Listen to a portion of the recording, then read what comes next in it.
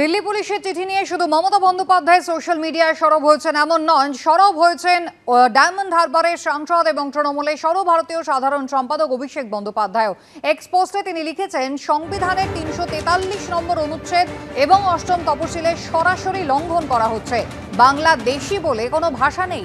বাংলাকে বিদেশি ভাষা বলা শুধু অপমান নয়, আমাদের পরিচয়, সংস্কৃতি এবং আত্মীয়তার ওপর আক্রমণ করা হচ্ছে।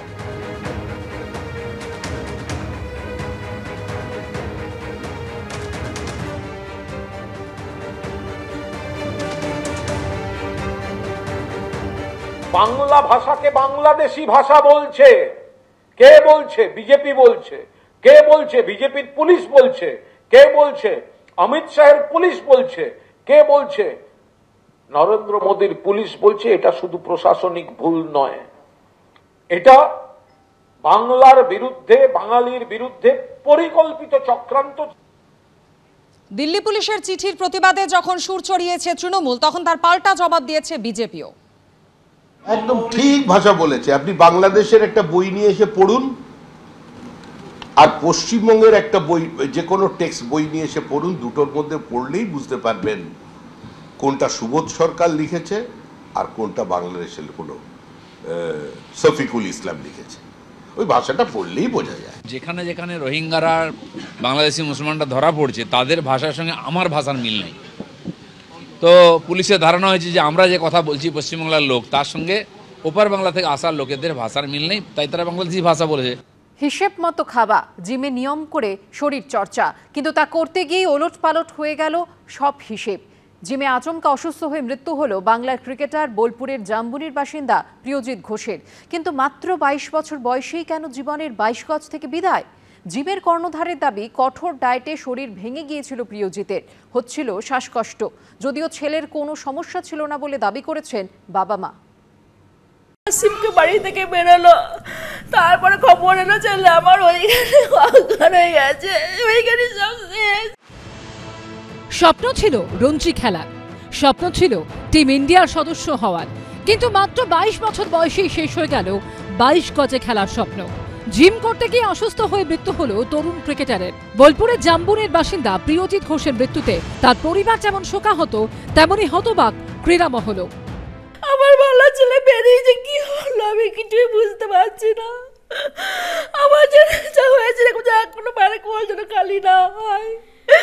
আমার ছেলেকে আমি একটা কথাই বলবো, তোমরা চাকরিতে ফিরিয়ে না দাও, আমার আর কিছু বলার না। পরিবার সূত্রে খবর, খেলাধুলার পাশাপাশি প্রতিদিন শরীরচর্চা করতেন প্রিয়জিৎ। শুক্রবার সকালে বোলপুরের মিশন কম্পাউন্ডের এই জিমে যান তিনি। জিম কর্তৃপক্ষ জানিয়েছে, শরীরচর্চা শুরুর পরই প্রিয়জিৎ অসুস্থ বোধ করতে থাকেন এবং অজ্ঞান হয়ে যান। বোলপুর মহকুমা হাসপাতালে নিয়ে যাওয়া হলে মৃত ঘোষণা করেন চিকিৎসকেরা। জিমের কর্ণধার ও মৃত খেলোয়াড়ের ছোটবেলার কোচ জানিয়েছেন, কড়া ডায়েটে থাকার ফলে সম্প্রতি শরীর ভেঙে গিয়েছিল প্রিয়জিতের, হচ্ছিল শ্বাসকষ্ট। প্রিয়জিৎ গত ৭-৮ মাস ধরে ওর চেহারার খুব ড্রাস্টিক্যালি চেঞ্জেস হয়েছে। তো ও একটা ডায়েট চার্ট খুব ফলো করছিল, যে আওয়ার দিকটা অনেকটা কমিয়ে দিয়েছিল, কিন্তু প্র্যাকটিস আওয়ার্সের বাইরেও ও এক্সট্রা প্রচুর খাটাখাটনি করছিল, যেটা ওর শরীরের সাথে ঠিক যাচ্ছিল না। একটা হার্টের ব্রিদিং প্রবলেম, আমার যেটুকুনি মনে হয় একটা ব্রিদিং প্রবলেম হচ্ছিল।